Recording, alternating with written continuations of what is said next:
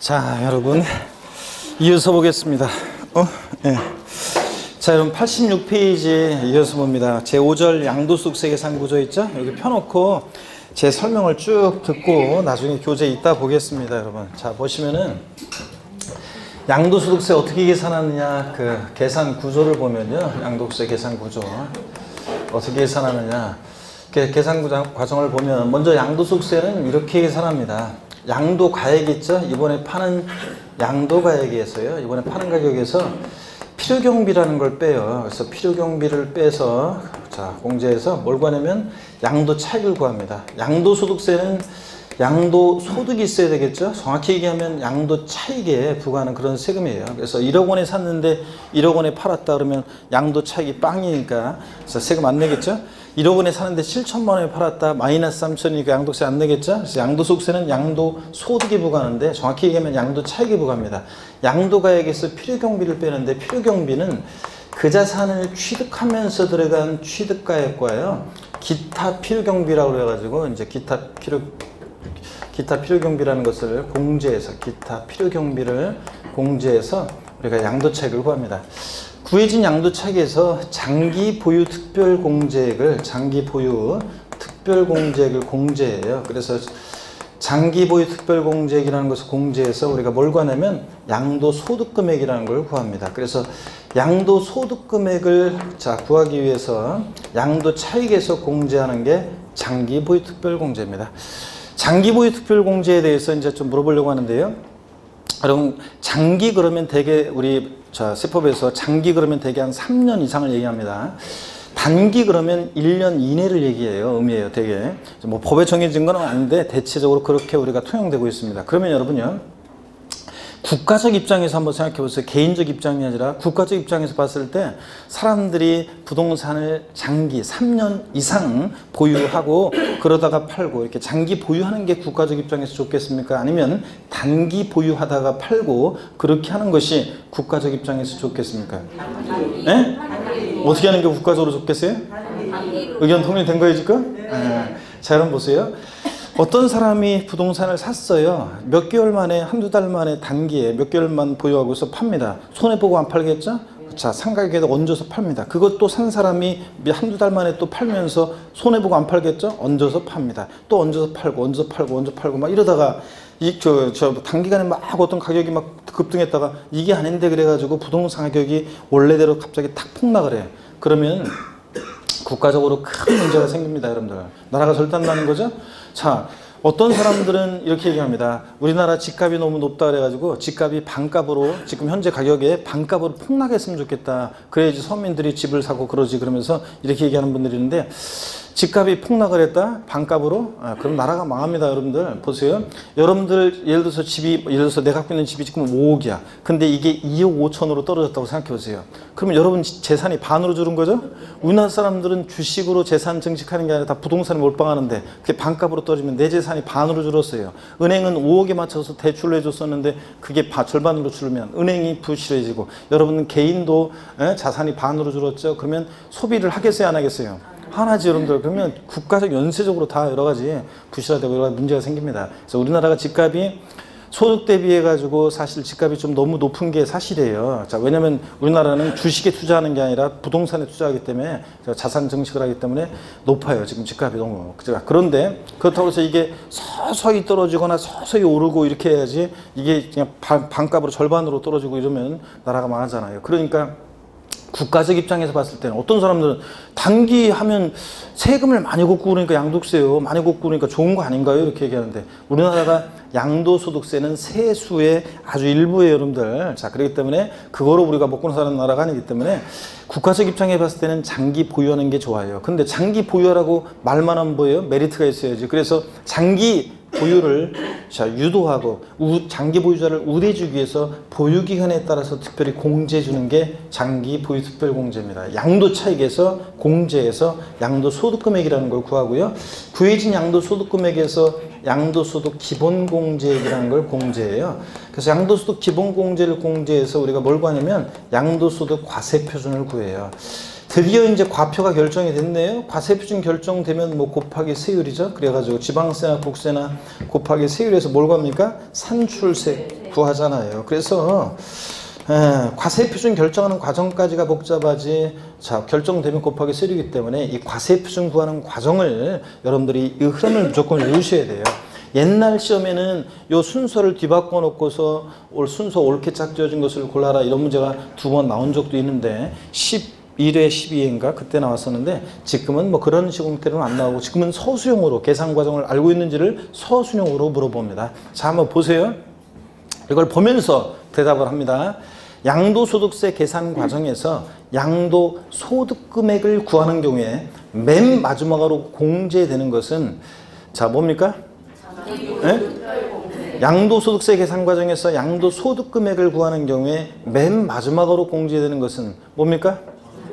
아이고, 우리 아이고, 그냥 보면 다른 데서 그냥 기본공제라고 하는데, 자, 여러분, 자, 양도소득세 계산 과정에서 양도소득 금액을 구할 때라고 그랬죠, 제가? 양도소득 금액 구할 때 맨 마지막으로 공제되는 거 뭐예요? 장기보유 특별공제고, 양도소득 기본공제는 양도소득 과세표준 금액을 구할 때 맨 마지막으로 공제되는 거고요. 자, 또 뭐 시험에서 뭐 다양하게 물어봐요. 양도소득세 산출세액은, 양도세 산출세액은 옳은 거 골라라 문제에서 양도소득세 산출세액은 양도차익에서 장기 보유 특별공제와 양도소득 기본공제액을 공제한 금액에 해당 세율을 적용한다. 맞잖아요.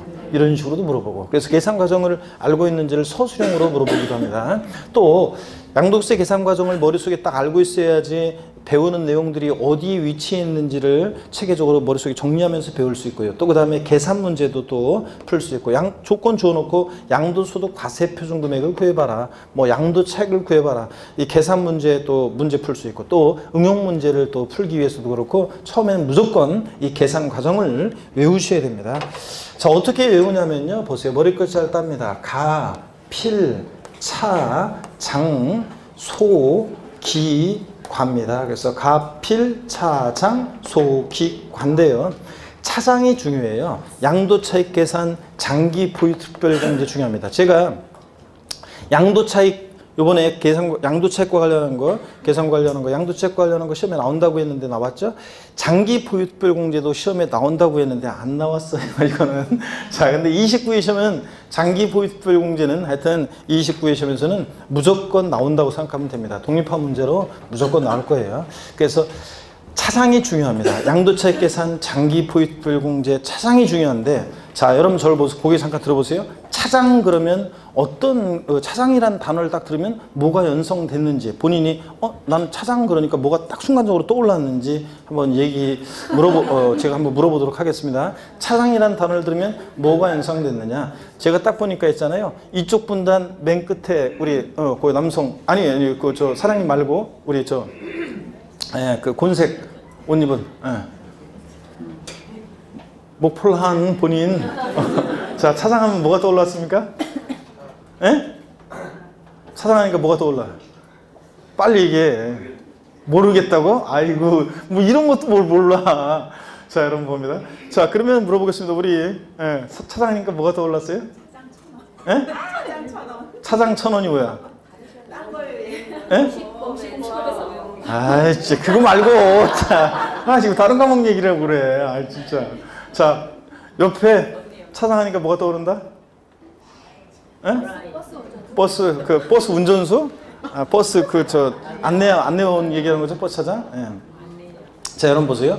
제가요, 20대나 30대 초반 수강생들한테 차장 그러면 어떤 게 연상되냐 그러면 회사 부장 아래 차장 있죠? 그 차장님, 회사 부장 아래 차장, 그게 떠오른대요. 근데 30대 후반, 40대, 내가 딱 보니까 30대 중반을 넘었어. 그치? 그래서 30대 후반부터 시작해서 40대, 50대, 60대들은 분들은 묻지도 않았는데도 옆에서 끼어들어가지고 버스 차장 떠오른대요. 옛날에 버스에 차장이 있어가지고 요금도 받고 출발 오라 이런 것도 하고 그랬잖아. 안내하고 요번에 내리실 정거장은 어디고 막 이런 거 했잖아요. 지금은 다 저기 가지만. 그래서 예전에 그 버스 차장, 이건 지금 뭐냐면 버스 그 차장이에요. 버스 차장. 옛날에 20대 초반에 어렸던 아리따운 처녀가 있죠. 지방에서 상경에서 서울에서 버스 차장이라고 있었는데 집에서 연락이 왔어요. 돈이 그 동생 학비 때문에 모자라서 돈이 급하게 필요한데 돈 좀 붙여줄 수 있냐고. 그러면 돈이 근데 없어요. 월급날도 멀고 돈도 없고. 그럼 뭐를 해야 돼? 갑을 보세요. 가불이 필요한, 월급에서 미리 갑을 하잖아요. 가불이 필요한 버스 차장은요, 경리과로 가야 되는데 양도소득세는 어디로 가느냐? 소기과로 갑니다. 그래서 가필차장 소기과입니다. 에브리바디 다 같이요. 시작. 가필차장 소기과요. 오늘 집에 들어갈 때 여러분들이 이건 이제 계산 과정을 다 용어를 다 익히고 배우면 오늘 집에 들어갈 때 사람들이 나 딱 보고서 사람들 없으면 있죠?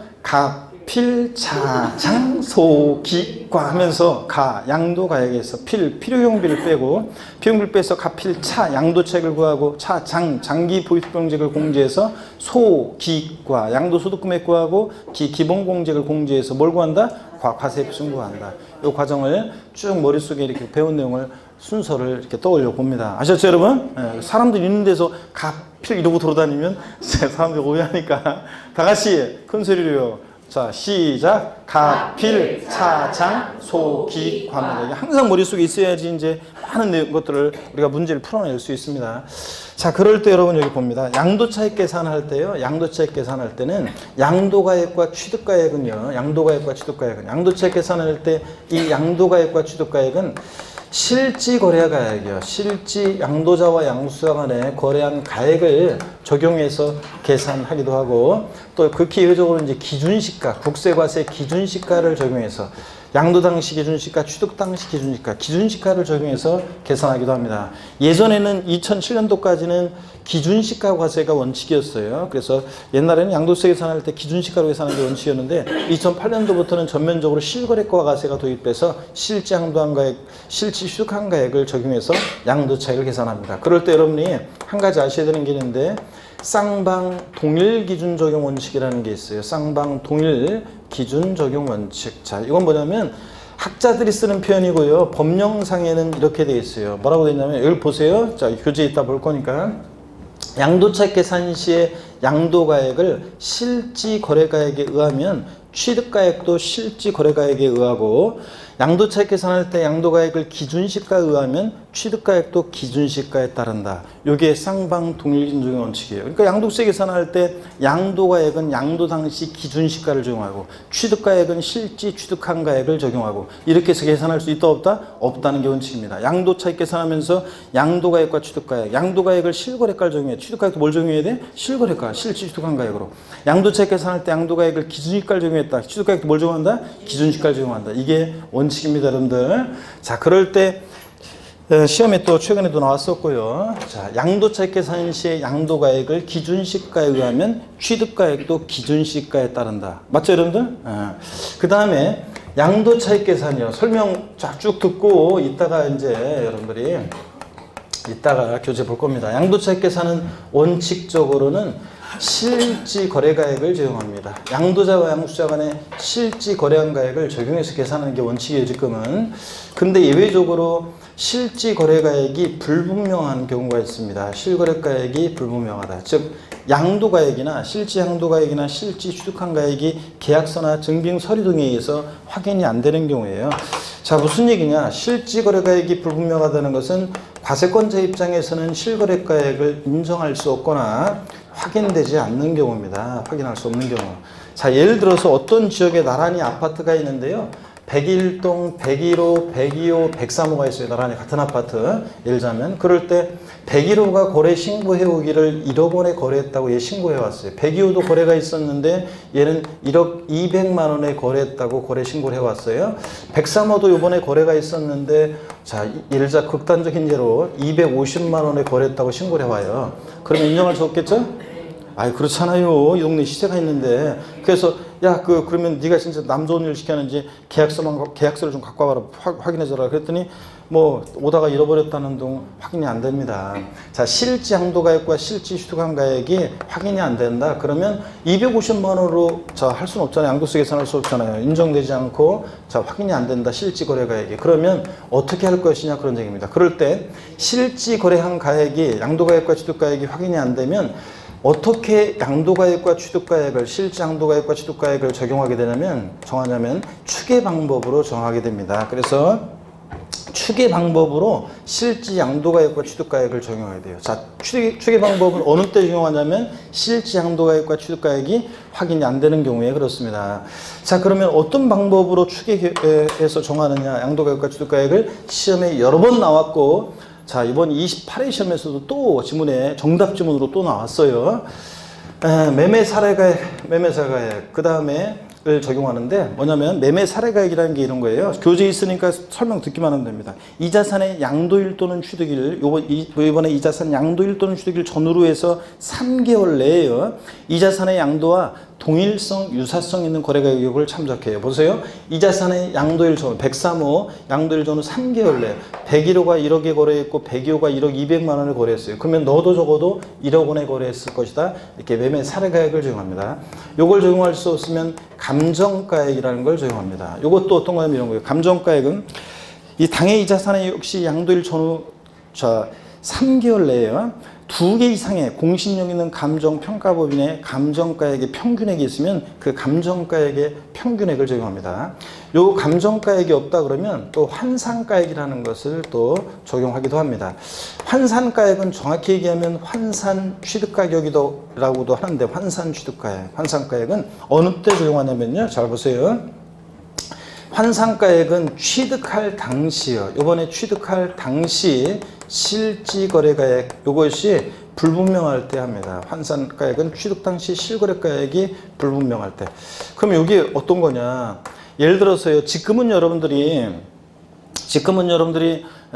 실거래가 과세가 전면적으로 도입됐고 지금은 이제 실거래가 여러분들이 신고를 하면 어떤 거 거래가 있었어요. 그 실거래가 신고해야 되고 실거래가 신고하면 과태료 제재를 받고 실거래가 신고하면 등기부에 등재도 되고 또 국세청 전산망에 실거래가 입력이 되어 있기 때문에 계약서 잃어버렸다고 그래가지고 어설프게 이제 환산가액을 적용하면 자 관할 세무서에서 인정하지 않습니다. 매매사락이나 감정가 이런 거 매매사액 같은 거 발견하거나 이래가지고 또 전산망이 너 옛날에 이렇게 거래한 걸 신고한 적이 있는데 하면서 이렇게 하기 때문에 쉽지 않습니다. 근데 그래서 요새는 또 이런 것도 있어요. 저 요번에 법이 나온 것이 나중에 배울 건데 기본서로 하면 그 환산가액으로 만약에 건물을 신축한 후 5년 이내에 환산가액으로 만약에 양도세를 신고를 하게 되면 그러면 그 환산가액에 이제 일정한 가산세를 또 부과합니다. 그래서 가산세를 부과하기도 해요. 그래서 페널티를 이번에 이제 주는 그 규정이 또 새로 도입이 됐어요. 나중에 또 우리 배울 겁니다. 어떠간에 환산가액이라는 것은 아무 때나 인정하지 않고 취득할 당시 실거래가액 분명할 때인데 그럼 어느 때냐 그러면 예를 들어서 1990년대 어떤 사람이 부동산을 샀어요. 나한테 그 당시에 부동산을 판 사람은 양도세를 신고할 때 그 당시에는 기준시가 과세가 원칙이어가지고 기준시가로 그 사람 양도세 신고했어요. 저는 그 당시에 취득세를 신고할 때 시가 표준액으로 취득세 신고하는 게 관행이어가지고 제가 실거래가로 신고하지 않고 시가 표준액으로 취득세를 신고했어요. 이번에 그 부동산 쭉 갖고 있다가 팝니다. 실지 양도하는 가격은 이번에 파는 가격, 실지 취득한 가격은 어떤 거로 할 것이냐. 계약서를 잃어버렸어요. 그러면 확인이 돼야 안 돼요? 안 되잖아요. 자, 이럴 때 취득가액을 환산한 가격으로 합니다. 환산 가격은 어떻게 구하느냐? 28회 시험에 나왔는데 계산 문제로 나왔는데 연습을 많이 했는데 다른 거하고 묶어서 나오는 바람에 조금 시간 내 문제 풀기 어려웠던 문제였었는데 환산가액은 나중에 문제풀이 가면 여러분들이 어떤 건지 한번 풀어 드릴 거고요. 환산가액이라는 건 이렇게 구해요. 이번에 파는 양도 당시의 실지 거래가액 없으면 매매사례가액 감정가액 적용하는데 하여튼 양도 당시 실거래가액 여기다가 양도 당시 기준시가분의 취득 당시 기준시가를 곱해서 구해요. 말하자면 기준시가를 가지고 실거래가액을 환산한 가격이라는 얘기예요. 그래서 환산가액은 옛날에 취득할 당시 실거래가액 불명할 때 이번에 파는 양도 당시 실거래가액에다가 양도 당시 기준시가분의 취득 당시 기준시가를 곱해서 구합니다. 그러면 여러분 보세요. 이게요. 환산가격으로 하면 이런 현상이 생겨요. 왜 사람들이 환산가격으로 양도소득세를 신고하려고 하냐면 계약서를 잃어버리지 않았는데도 일부러 이렇게 하는 경우들이 많아요. 많이 있어요. 보세요.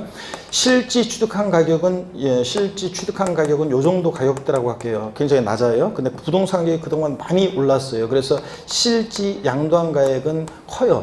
그래가지고 양도차익이 지금 많이 나고 있어요. 자, 그런데 환산가격으로 하게 되면 어떤 일이 생기냐면 환산가격은 보세요. 이번에 양도항시 실거래가액은 커요. 가격이 많이 올라서. 근데 기준시가는 시가를 미처 반영을 못하니까 기준시가는 작게 돼 있어요. 그러면 큰 수를 작은 수로 나누니까 큰 수가 남을 거 아니에요. 그죠? 그래서 환산가격으로 하게 되면 실지 취득한 가격보다 환산가격으로 하면 실지 취득한 가격보다 환산가격으로 하면 요 취득가격이 커지게 돼 있어요. 실지 취득한 가격보다. 그러면 원래 양도차익은 이만큼인데 환산가격으로 하면 취득가격이 커지니까 양도차익 이만큼이잖아요. 그러니까 이만큼 유리하죠? 그래서 일부러 계약서 잃어버렸다고 그래서 환산가격으로 계산한 경우들이 많이 있었습니다. 자, 그래서 이런 게 환산가격입니다. 하여튼 그러면 보세요. 환산가격은 다시 어느 때 한다고요? 옛날에 취득할 당시 실거래가액이 불분명할 때 한다는 거. 요걸 여러분들이 아시고요. 또는 근데 보세요. 또는 기준시가로 예외적으로 극히 예외적으로 기준시가로 하는 경우도 있습니다. 양도가액을 기준시가에 의하면 취득가액도 뭐에 따른다고요? 기준시가에 따릅니다. 그래서 예외적으로. 그래서 나중에 이제 좀 구체적으로 설명을 드리겠지만 일반적으로 납세 의무자가 자 신고할 때 신고하는 경우인데 그런데 이제 취득가격이 불분명하다. 자, 한 경우로서 취득가액이 불분명하다. 취득가액 불분명. 자, 그러면 이제 불분명할 때는 매매사례가액, 감정가액, 환산가액, 매감한을 적용해요. 기준시가는 이제 양도가액을 기준시가에 할 때만 예외적으로 적용되는 거고요. 하여튼 매감한을 적용합니다. 근데 시험에서 있잖아요. 28회 시험에도 제가 그랬지만 여기 보세요. 구체적인 추계결정의 순서예요. 구체적인 추계결정의 적용 순서예요. 시험에 제가 그랬어요. 이번 시험에도요. 시험 전에도 계속 강의할 때 제가 뭐라고 했냐면 다른 거 없다. 시험에 자, 취득가액이나 양도가액이 불분명해서 관할 세무서장이 시험 지문에 추계결정이나 경정할 때, 경정이란 말이 들어가요. 추계결정 경정, 과세권자가 세금 계산할 때 우리는 결정한다고 하고 고치는 게 경정이잖아요. 이 추계결정 경정할 때 양도가액과 취득가액 추계하는 적용 순서를 물어보면 자, 그럴 때 추계결정 경정이라는 말이 들어있을 때 어떻게 추계결정 경정하느냐. 자, 봅니다. 시험에 이게 이제 계속 물어봤고 이번 28회 시험 나온 게 이거예요. 콕 집어서 시험에서 취득가액, 그건 좀 있다고. 양도가액이 시험에서 양도가액이 이번에 파는 양도가액이 불분명할 때 어떻게 추계결정 경정하느냐. 그러면요. 기의 순서로 추계결정합니다. 보세요. 매매사례가액, 감정가액, 기준시가를 순차로 정합니다. 순서 바뀌면 틀려요. 양도가액이 계약서나 증빙서류 등에 의해서 확인되지 않는 경우에 양도가액을 양도가액에 대한 추계결정 경정은 기준시가, 감정가액, 매매사례가액을 순차로 적용한다. OX, X입니다. 제가 기준시가, 감정가액, 매매사례가액, 기, 감, 매 아니고 뭐다? 매, 감, 이 순서에 대해요. 매매사례가액, 감정가액, 기준시가 순서로. 콕 집어서 시험에서 취득가액이 불분명할 때 취득가액은 어떻게 추계결정 경정하냐 그러면 매, 감, 환, 기 순서로 추계결정합니다. 자, 그럼 보세요, 여러분들. 매매사례가액, 감정가액, 환산가액, 기준시가액. 여기 보세요. 이 환산가액이라는 것은 여기 봅니다. 취득가액을 추계할 때만 적용하는 것이지 양도가액을 추계할 때는 적용한다 안 한다? 안 합니다. 시험에 한번 또 나왔던 것이 이렇게 나왔어요. 환산가액은 양도가액을 추계할 때 적용하는 것이지 취득가액을 추계할 때 적용하는 것이 아니다. X 여러분들 뒤바꿔서 이렇게 나온 적도 있고 하여튼 환산가액은 취득 당시 실거래가액 불분명할 때 하는 거니까 취득가액을 추계할 결정 경정할 때 적용하는 것이지 양도가액을 추계할 때는 적용하는 것이 아니라는 거. 그래서 이번 시험에서 28회 시험 때 틀린 거 골라라 문제에서 정답 질문이 취득가액이 확인되지 않아서 취득가액을 추계결정 경정할 때 취득가액은 매매사례가액, 감정가액, 기준시가를 순차로 적용한다. 뭘 뺐어요, 여러분들? 환산가액을 쏙 뺐어요, 여러분들. 그래서 이렇게 해서 시험 문제는 이렇게 나오기도 합니다. 하여튼 요건 뭐 상식처럼 알고 있어야 되는 거고 뭐 수십 번씩 얘기하는 거였는데 시험에 역시 28회 시험에 나왔어요. 뭐 더 똑같이 또 나오진 않겠지만 워낙 또 여러 번 출제가 됐고 그러기 때문에 반복해서 그냥 알아둡니다. 꼭. 자, 다시요. 양도소득세 양도차익 계산은 원칙적으로 양도자와 양도세 간의 실지 양도한 가액, 실지 취득한 가액을 적용해서 계산하는 것이 원칙입니다. 그죠, 여러분들? 자, 그래서 쌍방 동일 적용 원칙. 양도차익 계산할 때 양도가액을 실거래가를 적용하면 취득가액도 뭘 적용한다? 실거래가. 양도차익 계산 시 양도가액을 기준시가를 적용하면 취득가액도 뭘 적용해서 계산한다? 기준시가를 적용해서 계산한다. 양도차익 계산 원칙적으로 실지 양도가액, 실지 취득한 가액을 적용해서 계산하는 것이 원칙인데 이 실지 양도가액과 취득가액이 계약서나 증빙서류 등에 의해서 확인이 안 된다. 인정되지 않고 확인이 안 된다. 그럼 어떻게 해서 양도가액과 취득가액을 정한다? 추계 방법으로 정하는데 매, 감, 환 또는 기준시가를 적용하는데 콕 집어서 추계 결정 경정 관할 세무상의 추계 결정 경정할 때 때는 어떻게 추계 결정 경정하느냐? 콕 집어서 양도가액이 불분명할 때 양도가액을 어떻게 추계 결정 경정한다? 매, 감, 기 순서로 추계 결정합니다. 순서 바뀌면 틀리고 콕 집어서 취득가액이 불분명할 때 취득가액은 어떻게 추계 결정한다? 매, 감, 환, 기 순서로 추계 결정합니다. 그죠 여러분들? 자 교재 한번 보겠습니다.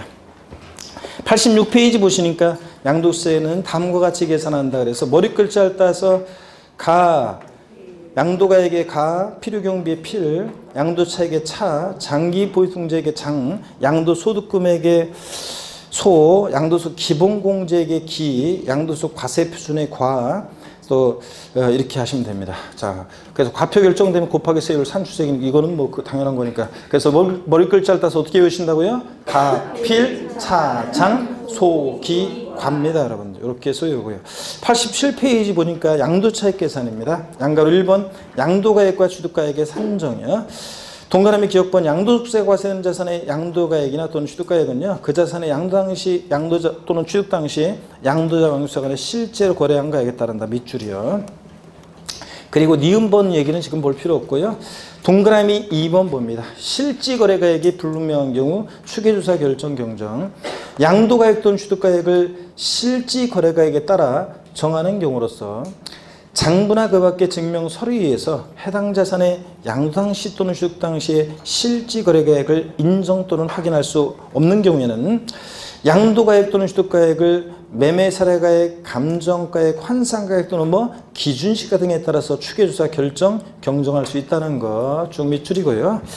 구체적인 순서요. 취득가액이 콕 집어서 불분명할 때 어떻게 추계결정 경정하느냐. 머리 글자를 따서 동그라미 하시면 되죠. 매, 감, 환, 기 순서고 양도가액이 불분명할 때 양도가액은 어떻게 추계결정한다? 매, 감, 기 순서입니다. 그 다음에 보충 추계결정의 가액 그래가지고 매매 사례가액이 뭐냐 나와 있습니다. 땡땡. 읽어봅니다. 양도일 또는 취득일 전후 자 밑줄입니다. 각 몇 개월이요? 3개월 내 밑줄. 그리고 읽어봅니다. 해당 자산과 동일성 또는 유사성이 있는 자산에 매매 사례가 있으면 그 가액을 말합니다. 101호, 1억, 102호, 1억 200. 자 너도 1억은 될 것이다. 이런 식으로. 감정가액 봅니다. 양도일 또는 취득일 전후 각 몇 개월에 또 밑줄? 3개월 이내 밑줄이요. 그리고 읽어봅니다. 2개 이상의 감정평가본인이 평가한 것으로서 신빙성 있는 것으로 인정되는 감정가액이 있는 경우에 그 감정가액의 평균액을 말합니다.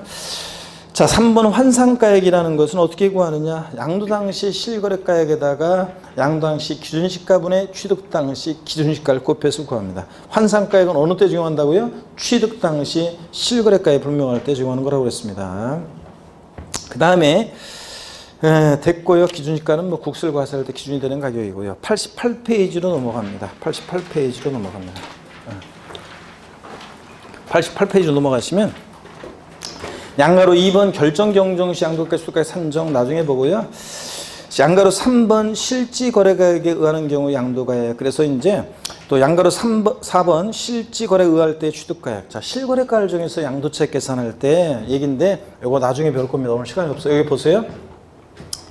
양도차익 계산할 때 실거래가를 적용한다. 그럼 양도가액은 실지 양도한 가액이요. 이번에 이 자산을 파는 가격. 그래서 이것을 양도가액을 총수익금액으로 해가지고 이 총수익금액 양도가액에서 필요경비를 빼서 양도차익을 구하는데 필요경비에는 취득가액을 실지 취득한 가액을 적용할 때 기타 필요경비는 자본적 지출액이라는 것과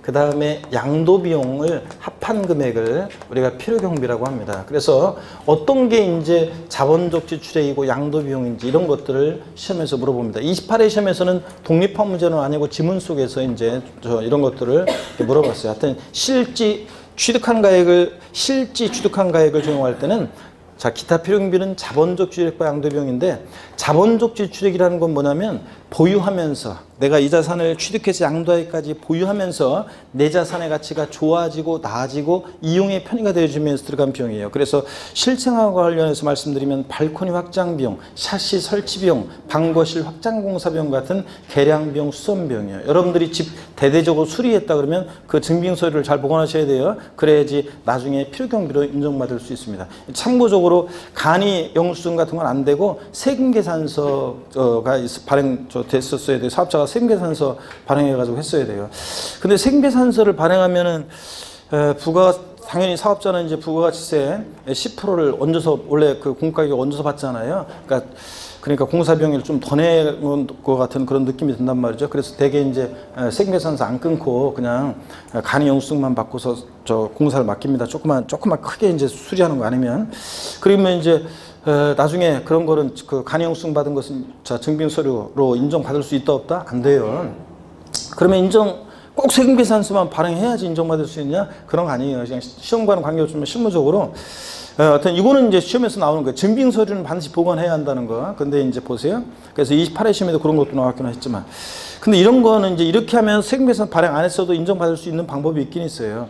그 사업자가 나한테 어떤 걸 공사해 줬는지 대략적인 그 견적서 있잖아요. 계약서. 그거하고 그 다음에 돈 보낸 금융거래 자료가 있으면 돼요. 그러면 나중에 이제 인정받을 수 있긴 있어요. 물론 그 사업자가 나중에 유탄을 받을 수는 있겠지만, 어튼간에 나는 필요경비로 인정받을 수 있어요. 자, 뭐냐면 그 견적서 있잖아요. 계약서하고 그 다음에 금융거래 자료. 그 공사대금 내가 뭐 500만 원이고 400만 원이고 보냈잖아요. 그 사업자한테. 그러면 그거 증빙서류 있으면 그러면 이제 인정받을 수도 있긴 있습니다. 어튼간에 자본적 지출액이라는 것은 뭐냐면 취득해서 양도액까지 보유하면서 내 자산의 가치가 좋아지고 나아지고 이용의 편의가 되어주면서 들어간 비용이 뭐라고요? 자본적 지출액.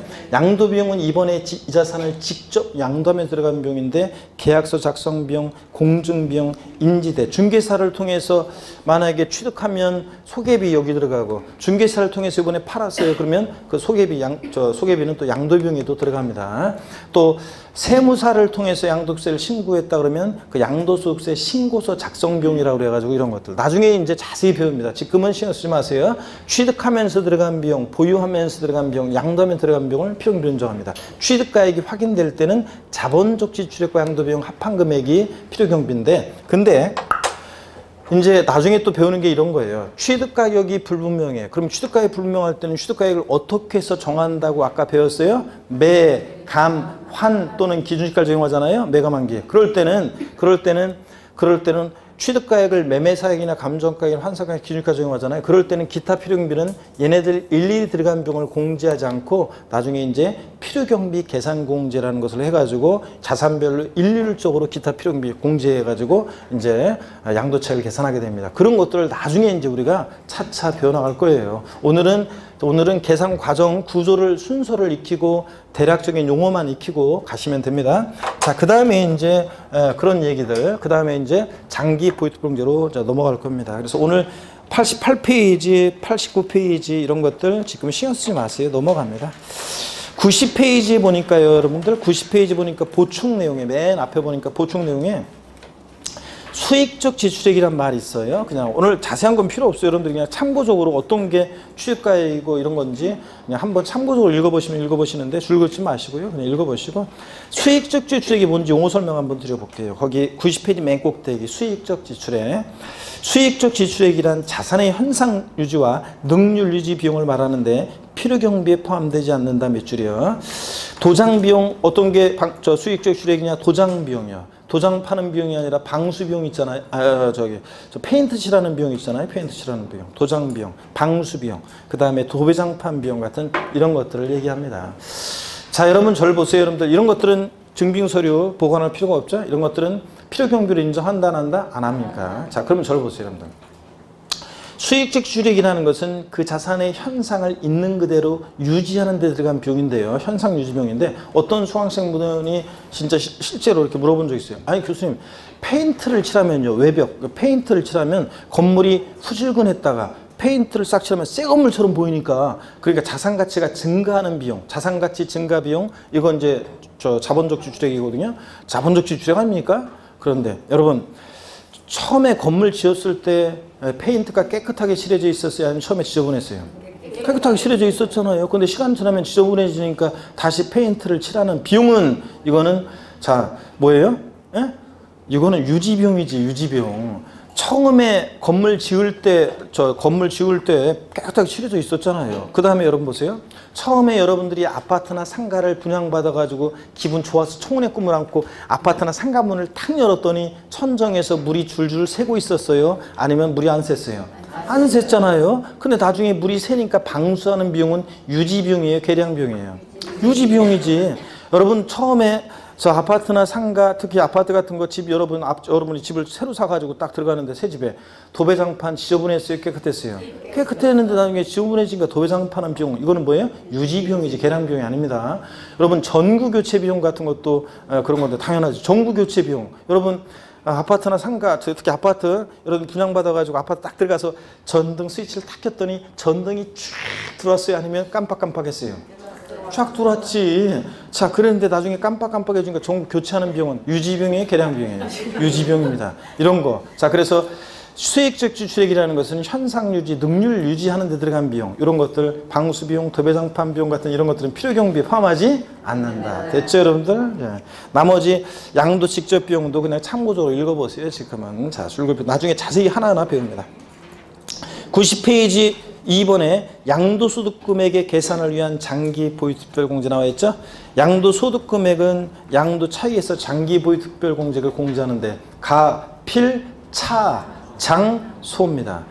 차, 장이요. 양도 차이에서 장기보유특별공제를 공제해서 구합니다. 그럴 때 뭐 그럴듯한 말로 뭐라고 나오는데 제가 장기보유특별공제 공제 취지만 좀 설명드려요. 나중에 공제 취지는 시험에서 바꿔서 안 나오기 때문에 공제 취지는 이렇게 기초문과정 같은 때나 자세히 설명하지 나중에는 그냥 읽지 않고 지나갑니다. 여기 보세요.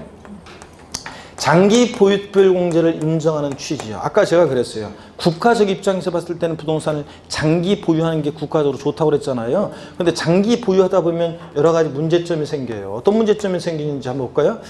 여러분 양도소득세는 장기 보유하다 보면 결집효과라는 게 생겨요. 결집효과. 자, 결집효과라는 게 뭔지 한번 보겠습니다. 자, 어떤 거냐면 여러분 양도소득세는 이런 세금이에요. 어떤 세금이냐면 어떤 자산을 취득해서 양도하기까지 있잖아요. 양도세는 이런 세금이에요. 그 자산을 취득해서 양도까지 보유하는 기간 동안에 이 자산을 보유하는 동안에 사용하고 수익한 것에 대한 이 자산 보유하는 동안에 사용 수익에 대한 세금 귀속 부분을요. 세금 귀속 부분을 차곡차곡 쌓아놓습니다. 보유하는 기간 동안에 사용 수익에 대한 세금 귀속 부분을 보유하는 기간 동안에 이렇게 차곡차곡 쌓아놨다가 있죠. 요번에 일시적 우발적 양도소득에 일시에 실현시키는 조세가 사용수익에 대한 세금 귀속 부분을 양도에 요번에 양도할 때 일시에 실현시키는 조세가 양도세예요. 그럼 보세요. 장기 보유하다 보면 여기를 보세요. 단기 보유할 때보다 장기 보유하다 보면 사용수익에 대한 세금 귀속 부분이 더 많이 쌓여지게 되잖아요. 더 결집되죠? 그래서 장기 보유자가 세금을 더 많이 내게 되는 문제점이 생겨요. 그래서 결집효과를 그래서 완화시켜주고, 자, 장기 보유자일수록 단기 보유자보다 결집효과 때문에 세금을 더 낸다 그러면 양도를 기피하겠죠? 이런 것을 뭐라고 하냐면 동결효과라고 그래요. 양도를 기피하는 동결효과를 방지하고, 또 명목소득 제거요. 자, 명목소득만 물가 상승에 따른 명목소득만 대타시 커지는 이런 것들을 문제점을 제거하기 위해서요. 자, 무슨 얘기냐면 여러분들 브라보콘 있잖아요. 그 아이스크림, 아이스크림. 그 브라보콘의 가격이 한 25년 전에 얼마였냐고 물어보니까 중구난방이에요. 뭐 150원이었다, 200원이었다, 250원이었다, 막 중구난방인데 대체로 얘기를 오늘 물어보진 않겠습니다. 물어보면 중구난방으로 대답할 거니까. 150원 나왔네? 150원이라고 하는 게 통설적 개념이더라고. 저는 생각 안 나는데. 근데 지금 브라보콘의 가격은 얼마냐 물어보면 이것도 진짜 지역마다 천차만별이에요. 막 그냥 다 다르기 때문에. 근데 한 1,500원 정도만 한다고 하더라고요. 또 올랐나? 한 1,500원 정도. 어떤 수강생은 1,200원, 어떤 수강생은 1,000원, 어떤 수강생은 1,500원, 어떤 수강생 승질내면서 아니야, 어제 내가 그런 거 샀는데 우리 저 마트에서는 뭐 500원에 샀다나 막 그러면서 막 얘기하더라고요. 자, 여러분. 대충 보면 150원 했다는 게 150원이 통설적 개념 25년 전에 지금은 한 1,500원 한대요. 그러면 물가가 얼마 뛰었어요? 10배 뛰었습니다. 자, 그동안에. 그러면 여러분 보세요. 한 25년 전에 평당 10만 원 가격대 어떤 토지를 산 사람이 요번에 평당 20만 원 가격대에 그 토지를 팔았어요.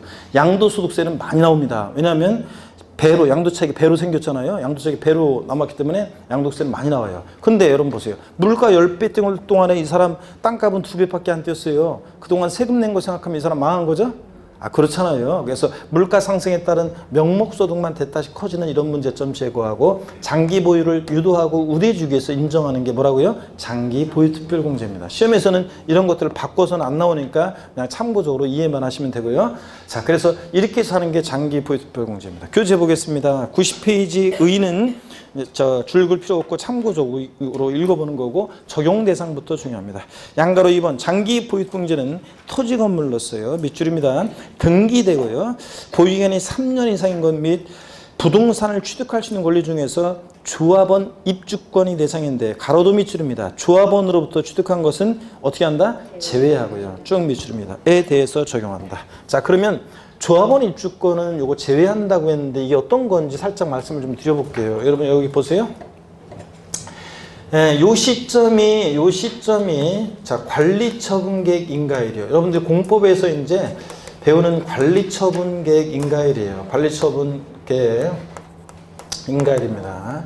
요 시점이 관리처분계획 인가일이에요. 자, 그러면 관리처분계획 인가일 전에 어떤 재개발되는 지역에 어떤 주택이 있어요.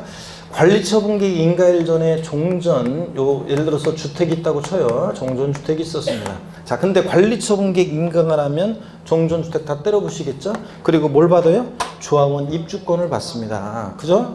재개발되는 지역에 조합원 입주권을 받았어요. 그러면 이 조합원 입주권이 장기 보유특공제 대상이 된다는 건데요. 자, 관행적으로 사실 인정되는 것을 법에 몇 년 전에 추가한 것 뿐인데 하여튼 조합원 입주권이 대상이 돼요. 근데 조합원 입주권은 원조합원 입주권만 대상이지 제가 이 사람으로부터 A라는 어떤 갑이라는 사람이 조합원 입주권을 이제 관리처분계획 인가로 받았어요. 이 사람으로부터 내가 이 조합원 입주권을 취득해요. 그럴 때 조합원으로부터 자, 취득한 것은 그 조합원 입주권은 포함한다, 제외한다? 제외합니다. 원조합원 입주권만 대상이지. 자, 장기공제 대상에 조합원 입주권 내가 이걸 취득해서 갖고 있다가 또 팔 때는 대상이 된다, 안 된다? 안 됩니다, 이거. 자, 원조합원 입주권만 대상이 된다. 자, 그럼 보세요.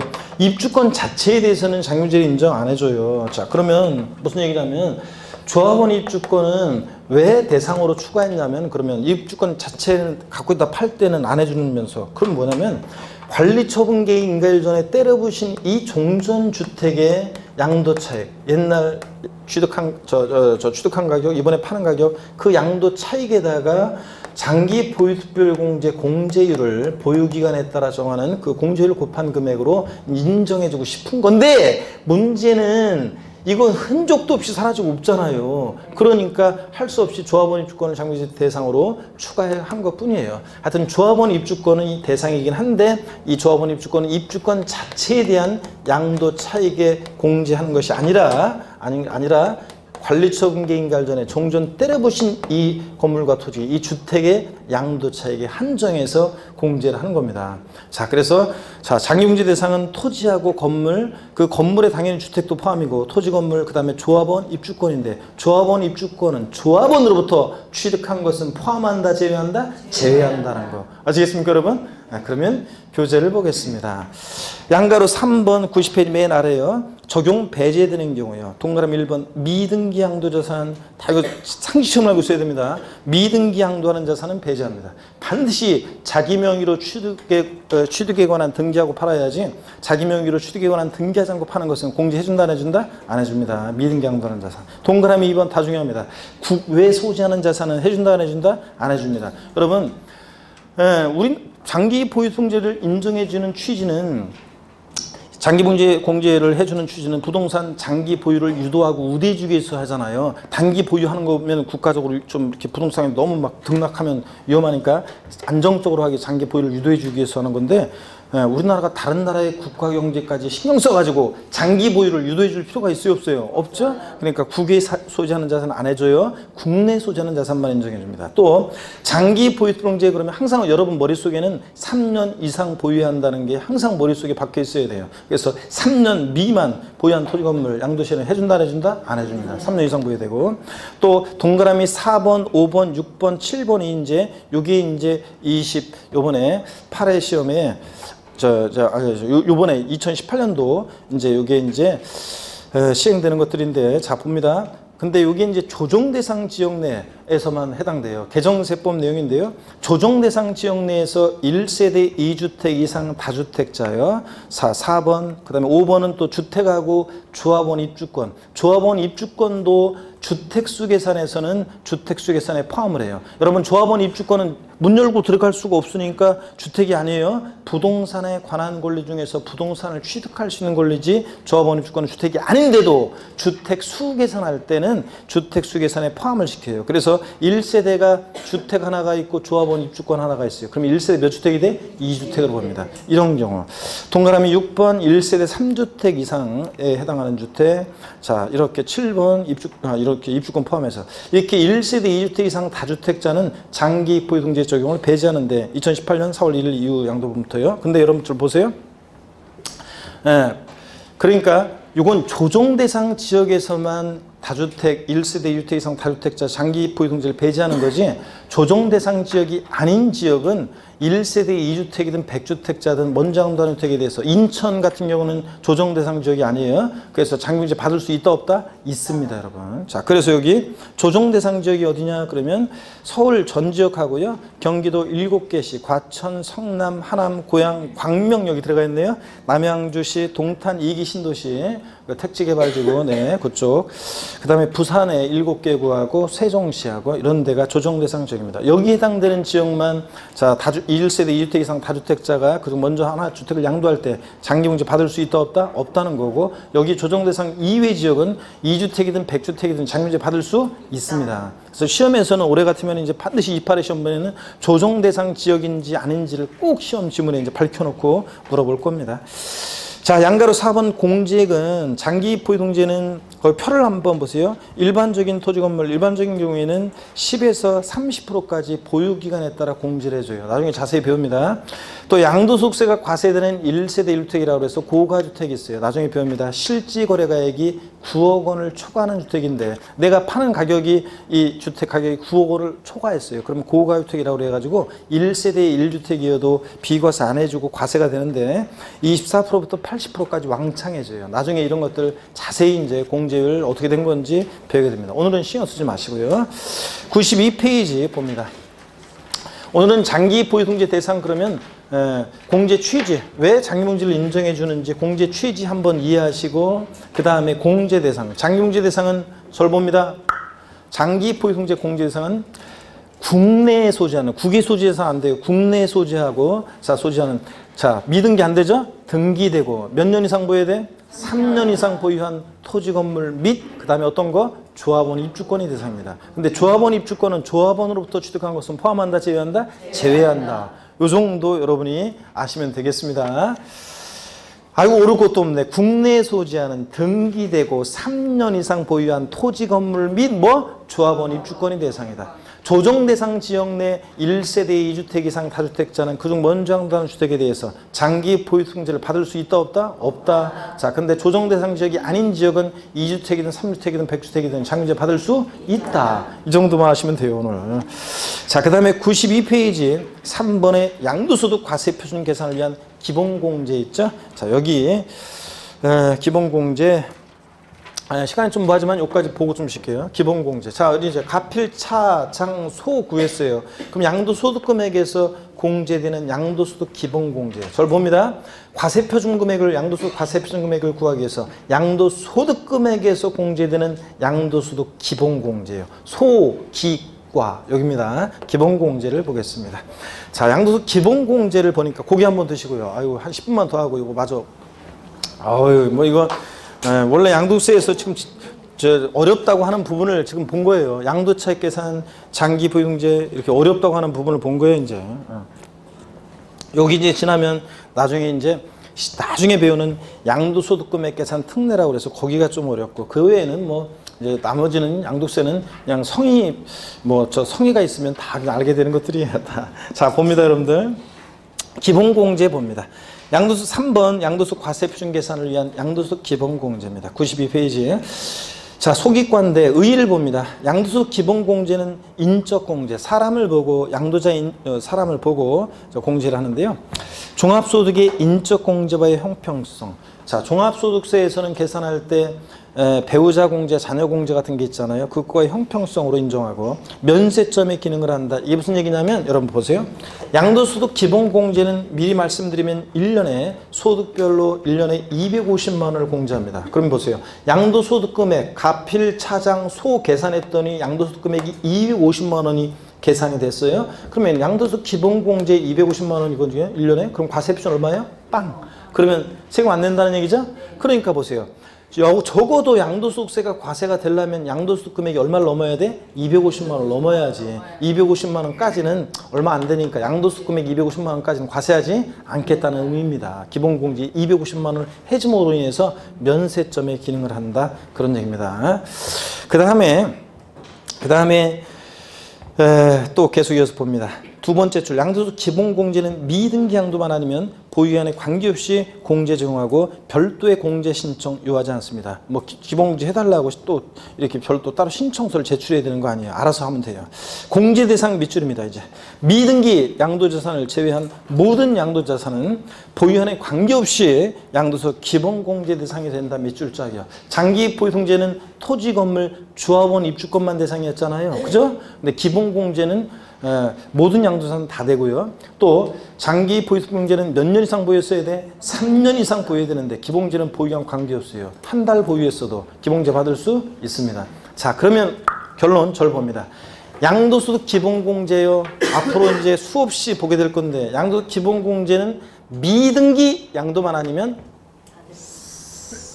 딱 깔아줍니다. 싹 다. 그래서 등기가 됐는데 기본공제 안 된다는 지문 나오면 무조건 틀려요. 기본공제는 자, 구개자산도 되고요. 자, 등기만 됐다 그러면 구개자산이든 보유기간이든 자산 종류든 관계없이 무조건 기본공제 받을 수 있습니다. 근데 분명히 얘기했어요. 양도 기본공제는 뭐만 아니면 미등기 양도만 아니면 싹 다 깔아준다. 네, 분명히 말씀드렸습니다. 자, 양가로 2번 공제 대상 밑줄이었고 공제액 얼마를 공제해 주느냐? 양도소득이 있는 거주에 대해서 다음에 자, 소득별로 밑줄입니다. 소득별로 쭉 밑줄이에요. 해당 과세 기간에 양도소득 금액에서 각각 연 250만 원을 공제합니다. 밑줄 쫙이고 여기서 말하는 소득은 어떤 소득을 말하느냐? 여기를 봅니다. 소득은 어떤 소득을 말하느냐? 가필, 차장, 소. 요 양도소득 금액에서 공제하는 게 기본공제이기 때문에 여기서 말하는 소득은 양도소득 금액을 얘기하는 거예요. 여기서 말하는 요 양도소득 금액별로 각각 연 250만 원 공제합니다. 근데 그 소득별에다가 여러분이 돼지꼬리 땡냐 해가지고 양도자산별 X예요. 자, 양도소득 기본공제는 양도하는 자산별로 토지, 건물, 부동산에 관한 권리 이런 식으로 양도자산별로 공제한다 그러면 X예요. 아니고 뭐라고요? 소득별로. 양도소득금액별로. 소득별로 각각 공제하는 거지. 자, 이거 양도자산별 X라는 걸 자, 해놓으시고요. 그 다음에 어떤 소득과 어떤 소득을 별 구별해서 기본공제해 주느냐? 동그라미 1번. 동그라미 1번. 토지, 건물, 부동산에 관한 권리, 기타 자산 요거 전부 합친 양도소득 금액에서 1년에 얼마? 250만 원. 또 동그라미 2번 주식 양도소득 금액에서 1년에 얼마? 250만 원. 또 얘네들하고 구별해서 파생상품 양도소득 금액에서 얼마? 250만 원입니다. 그럼 질문 드려볼게요. 국외 자산은 없고 국내 자산만 따졌을 때 어떤 사람이 같은 연도에 자, 어떤 사람이 토지, 건물도 팔았고요. 토지도 팔고 건물도 팔았고요. 또 주식도 팔았고요. 파생상품도 팔았어요. 그럼 1년에 최대 기본공제 얼마 받을 수 있겠습니까? 750만 원 받을 수 있다는 얘기입니다. 부동산 등에서 250, 주식에서 얼마? 250, 파생상품에서 얼마? 250이요. 아유, 날 안 보는데 수업 시간에 저랑 호흡을 맞춰서 내가 이렇게 부동산 등에서 주식에서 파생상품에서 딱 이렇게 할 때 이걸 봐야 한다니까. 눈으로 딱 보면서 이렇게 그래야지 시험장에서 나중에 요거 계속 반복해서 이렇게 하다 보면 나중에 시험장에서 딱 나오면 소득별 보는 순간 양도자산별 아니고 이렇게 딱 떠오른다니까. 제 음성이 들리면서 제 모습이 눈에 싹 스쳐지나가면서 제가 여러분과 함께함을 느끼게 되는 거고. 예? 아, 여러분. 자, 그러니까 뭘 열심히 하지 말고 같이 호흡을 맞추자니까. 자, 그래서 이게 그런 얘기입니다. 그래서 소득별로 각각 연 250만 원입니다. 어떤 의미인지는 자세한 것은 나중에 구체적인 사례를 통해서 뭐 토지도 팔았고 건물도 팔았고 주식도 팔았을 때 얼마일 때 기본공제 얼마 받을 수 있냐 이런 것들은 나중에 이제 합니다. 오늘은 그냥 공제 대상 정확히 알고 소득별로 각각 연 250만 원 이걸 보고 가시면 됩니다. 나머지 공제 방법도 됐고요. 잠시 쉬었다가 가필차량 소기과에서 과세표준 구했으니까 곱하기 세율에서 산출세 구하죠. 세율에 대한 거 설명드리고 이제 납세 절차로 들어가서 마무리를 짓습니다. 잠깐 쉬도록 합니다.